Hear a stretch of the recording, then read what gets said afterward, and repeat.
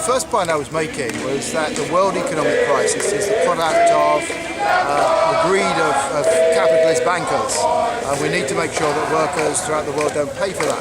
The second point I made was that the government is busy arguing that they don't have the money to pay workers decent wages. And in fact, Dukaran himself said that they were owed $13 billion in taxes.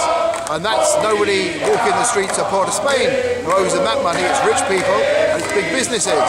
And we need to name names. We need to know who owes them money. We need to get that back. But also, we need to make sure that the assets of the country, like our oil industry and our natural gas, who are owned by foreign companies mostly, all we're doing is taxing the profits, and the profits are going out of the country. So we need to make sure that we keep those national assets for the use of Trinidad and Tobago, and that means we should nationalise them.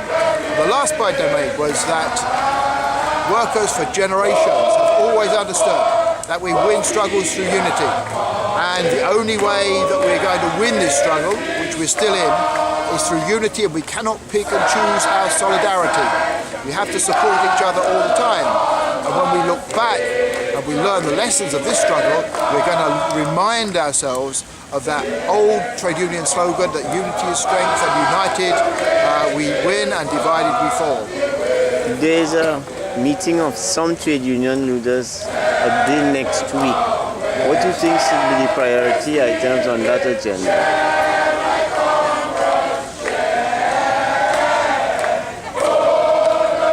Some people are building towards Labour Day. The NATOC unions are trying to build towards their hunger march on the 19th of March. A lot of unions are trying to put in some work on the ground, which is vital, because if you look at the people here, what you'll see is that they are activists. There's not very many rank and file people here. And the numbers here is what, about 100, just over 100 maybe. This is no major event. If the trade union movement is going to put people out on the streets, then we've got to start building at grassroots level, build up from that level. And we've got to win the arguments too with trade union members, with working people. Because if they think the government can't afford it, they're not going to come out and argue for that. We've got to convince them that the government's got the ability to pay. There are the resources within the economy. The last thing, I'm not sure this is going to come out of the joint trade union meeting, but the thing that we do need to start looking at and thinking about are the political lessons.